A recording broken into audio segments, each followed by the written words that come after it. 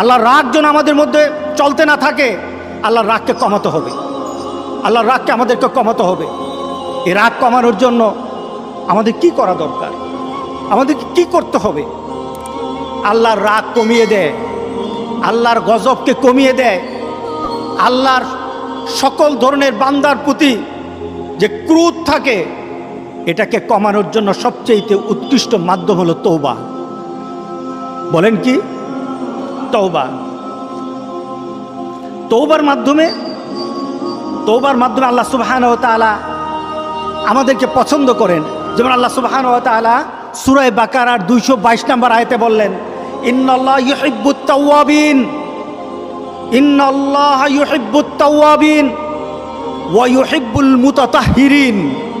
আল্লাহু আকবার, আল্লাহু আকবার। আল্লাহ বলতেছেন, বান্দা যদি আমার কাছে তওবা করো আমি তোমারে ভালোবাসি।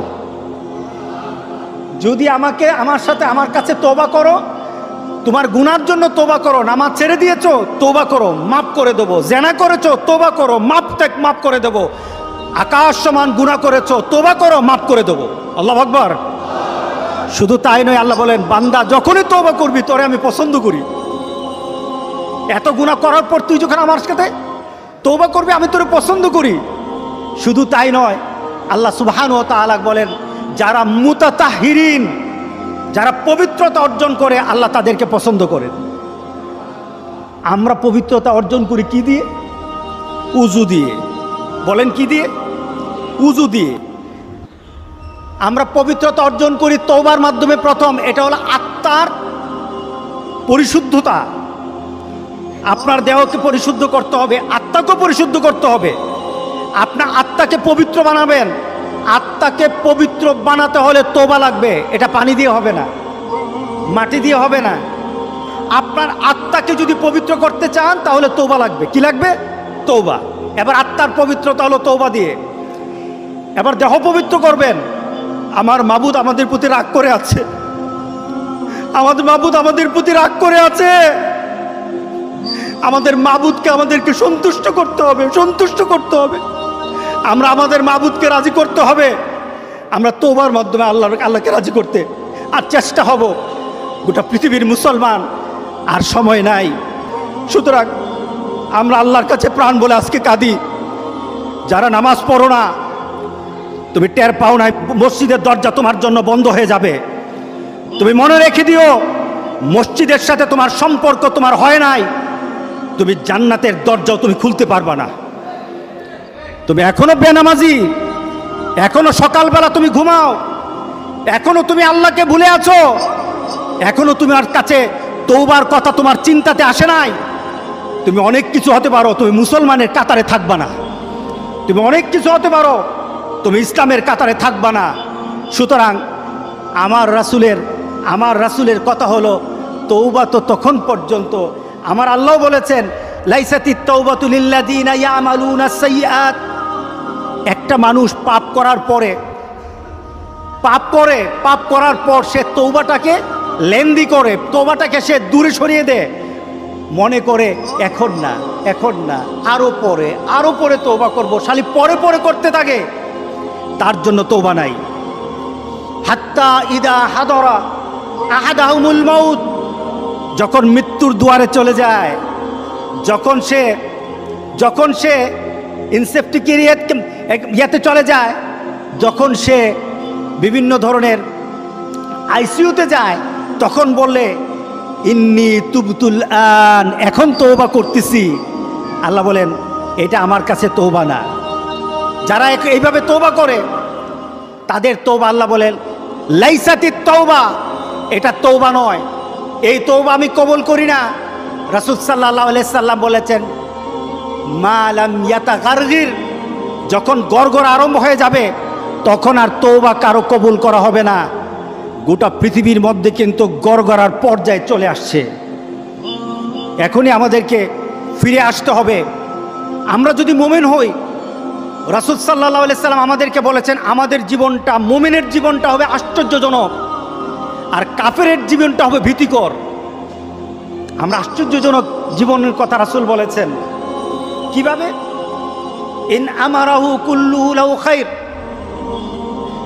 এই মুমিনের প্রত্যেকটি জিনিস হলো কল্যাণকর, প্রত্যেকটি কাজ তার মঙ্গলের জন্য। যখন সে লাইসা যালিকা লিআহাদিন ইল্লাল মুমিনিন, এটা শুধু মুমিনদের জন্য হয়ে থাকে, প্রত্যেকটি কাজই তার কল্যাণের জন্য।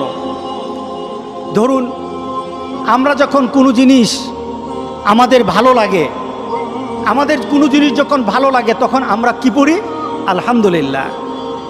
কোনো একটা জিনিস আমাদের হারিয়ে গেল, কেউই মারা গেল, কেউ বা দুশ্চিন্তায় পড়ে গেলাম, তখন আমরা কিন্তু রাগ করি না, তখন আমরা পেরেশান হই না, তখন আমরা পড়ি ইন্না লিল্লাহ। এটা মুমিনের চরিত্র। মোমেন কখনো পেরেশান হয় না, ইন্না লিল্লাহ। মোমেন নিজেকে ওইভাবে চিন্তা করে। এরপর রাসূল সাল্লাল্লাহু আলাইহি সাল্লাম বলছেন, ইন আসাবাতহু সাররাউ শাকারা, যখন সে আনন্দ চিত্তে কোনো জিনিস পায় তখন সে কৃতজ্ঞতা প্রকাশ করে, আলহামদুলিল্লাহ বলে। ফাকানা খায়রান লা, এটা তার জন্য ভালো। ওয়াইন আসাবাতহু দাররা সাবারা, যখন সে বিপদে পড়ে যায় আমরা ধৈর্য ধারণ করি। আমরা কি করি? ধৈর্য ধারণ করি। আমরা পেরেশান হব না, তবে আমরা চিন্তামুক্ত হব না তা নয়। আমাদের চিন্তা হবে মৌত নয়, আমাদের চিন্তা হবে আমার আল্লাহর গজব আর আমার আল্লাহর অসন্তুষ্টি। এটাই হবে আমাদের সবচেয়ে বড় চিন্তা।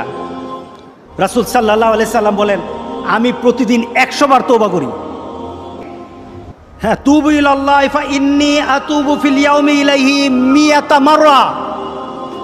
রাসূল বলেছেন, তওবা করো।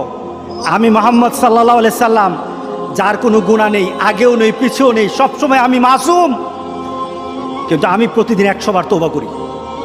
কতবার? আমরা কতবার তওবা করব? গনে গনে দরকার হলে 100 বার তওবা করব। রাজি আছি সবাই ইনশাআল্লাহ?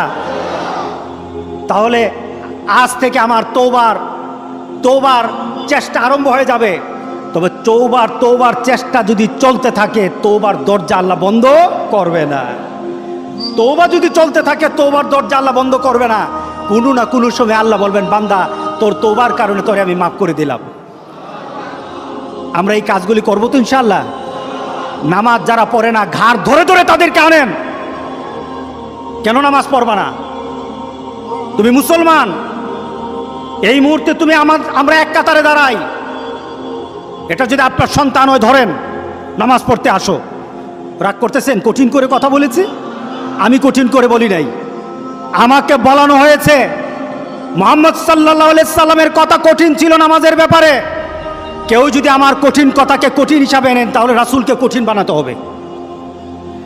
রাসূল সাল্লাল্লাহু আলাইহি সাল্লাম বলেছেন, তোমার সন্তান 7 নামাজ শিখাও, তোমার সন্তান 10 নামাজ না পড়লে তারে পিটাও। কে বলেছেন? কে বলেছেন? রাসূল বলেছেন। তাহলে রাসূল কঠিন হলেন না? নামাজের ব্যাপারে কঠিন না? নামাজের ব্যাপারে আমরা কখনো সহজ হব না। রাজি আছি তো সবাই ইনশাআল্লাহ? নামাজের ব্যাপারে আমাদের কোনো সহজতা নাই, কোনো কম্প্রোমাইজ নাই, কারোর সাথে আমার সম্পর্ক নাই। নামাজ আছে তো সম্পর্ক আছে, নামাজ নাই আল্লাহর সাথে তার সম্পর্ক নাই, আমার সাথে তার কোনো সম্পর্ক নাই। আপনি ঘোষণা দেন, পরিবেশ সুন্দর হয়ে যাবে।